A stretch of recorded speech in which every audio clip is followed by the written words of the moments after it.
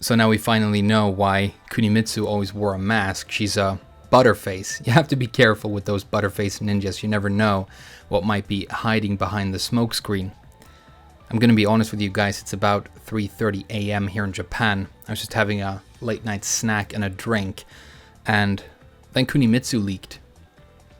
Somewhere in Brazil, apparently, and it looks completely legit to me. It's obviously what they wanted to show tomorrow with a gameplay trailer, maybe some other leaks for what will be happening in Season 4, and I was going to bed thinking about waking up tomorrow and making a video about that, and I realized that I didn't really want to, and you don't really need that from me. Other people will make those videos, you know, the dramatic reaction faces, the breakdowns of all the moves. And I realized that what I want to say about this, I can say right now, and then I'm going to try and forget about it until this character is actually in the game, because I think this character coming into the game is a very crucial moment for Tekken 7. First of all, yes, I'm very excited about it being Kunimitsu. You guys knew I would be. This is a character I've been talking about wanting for years. I've made videos about it. It's basically the last character I really like to play that isn't in the game. So as far as I'm concerned, the roster is complete for me now, and I have all the characters I'm really excited about. So that's great. I think the design looks cool. She has a new sword. She only had the dagger before, but now she has a long sword as well. I don't know if that is for all kinds of moves in the move list that are new, or whether it's something she pulls out only in the rage art, you know, like Raven. We can only speculate, but that's sort of the point. The gameplay trailer is going to come out tomorrow, and people are going to be super excited. If these gameplay trailers we've seen before are anything to go by, it's going to be the moment certain moves impact. We're not going to see the startup really, so we won't have a sense of the impact speed of the moves. And even if we did, we know nothing about counter hit properties, range. They will probably do a couple of combos that won't be optimized. She will be able to get more combo damage than that, we don't know how much, and then rage art at the end. And of course it's fun to watch that and get super excited. I probably will as well, same as everybody else, but I also felt like it's dangerous if we go through this whole thing again, because we have to remember what's been happening the last couple of times we've got new characters, and remember how excited we are when we see them for the first time, compared to how we might feel about them now. For example, when you're playing online right now and you run into fucking Rom, are you super excited about seeing that character on the screen? My guess is you probably feel less excited to play the game when you see him. It probably puts you off a little bit. That kind of glamour, you know, the excitement, it fades really, really quickly. And then what we're left with is basically the characters balancing. And that has been a big problem for quite a long time with this game right now. DLC characters tend to be better than other characters, and the newer the character is, the better it seems to be. I remember seeing the first ever trailer for Leroy and just getting this weird feeling that we were going to get a character with strange and overpowered balancing, and it sounded so pessimistic and cynical, and I agree with that, but unfortunately it turned out to be right. And then I felt the same way about fucking Rom, and you know, he was even worse. And so I think especially this time, because this is a character that I love and that I really want in the game, and that I will definitely play and definitely make, you know, tutorials and stuff for. I think I need to be especially careful this time not to buy into the hype and get super excited, and then, you know, a week or two after the release it turns out that we're in a world of even more damage, you know, of even less exciting top 8s at tournament, of even more toxic and difficult to enjoy online metas.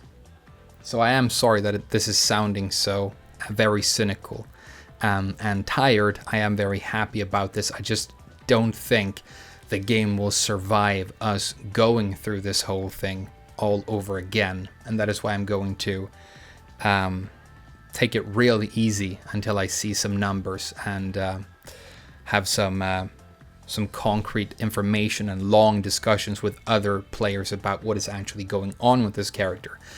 I am, however, a little bit optimistic about this, because I've been saying for a while that I think 1 to 2 characters, maybe a couple of stages, would be a perfect amount for this season. And based on these leaks, that's exactly what we're getting. 2 stages, 2 characters, and then rebalancing, new moves for all the characters, and a look at the structure of online, and the ranking system. That's exactly what the game needs right now. I think a character gets us excited for a week or two, but stuff like that is what's going to keep us playing, and excited potentially years from now. So it's much more important, and it's that sustainable, balance that the game really needs at the moment. So it looks like we might be heading in the right direction, but we just don't know. And even if, and this is the whole thing, right? Even if Kunimitsu comes out and is perfectly balanced, might even be a weak character, which I don't have a problem with.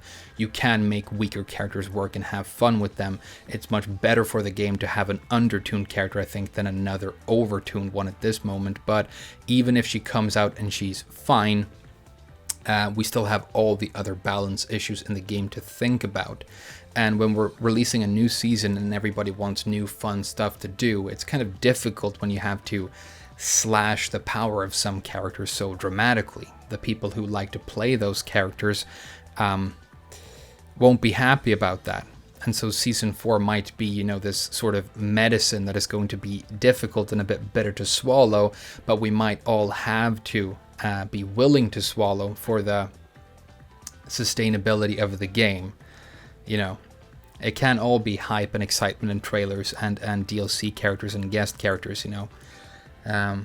I think it's Chris Rock who said you can put in all kinds of fancy furniture in your room, but you have to have steel in the walls. And I think that it's that kind of a situation right now. So that's what I'm going to say about it. I think this is the perfect choice for a new character. I don't know who the final character is going to be. Maybe a highly requested guest character to end on a massive, hype note. I think it might be Bruce, because I think he is the last legacy character that people really miss and really want to see. And I know that the Beck fans are going to be upset about that statement. Personally, my pick for the final character that I want would be Roger, because I think Roger is super cool, but that is something that nobody agrees with, and that's fine. All my favorite characters are in now, and I only really care about balancing at this point. And I hope the new moves are a step in that direction as well. Last time we got new moves, Miguel, one of the weakest characters in the game, got a snake edge that doesn't launch and doesn't have high crush properties.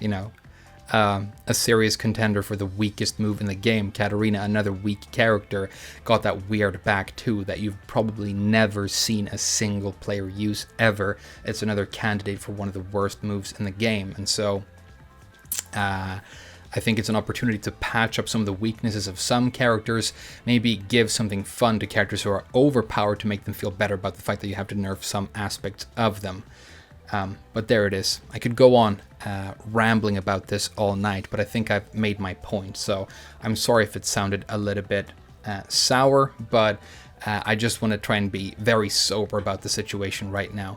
And if this is exactly what the game needs, then I'm going to join in the hype with everybody else. Nevertheless, we're going to make videos about this and have a lot of fun with the game, like we always do. Thank you so much for watching this video. And let's see what happens with the hype explosion tomorrow, with the trailers and the reactions and everything else. It's going to be interesting to watch, but I'm going to lean back and watch it from a distance this time. And then we'll see what happens next. Thank you so much for watching. I'll see you guys again very soon.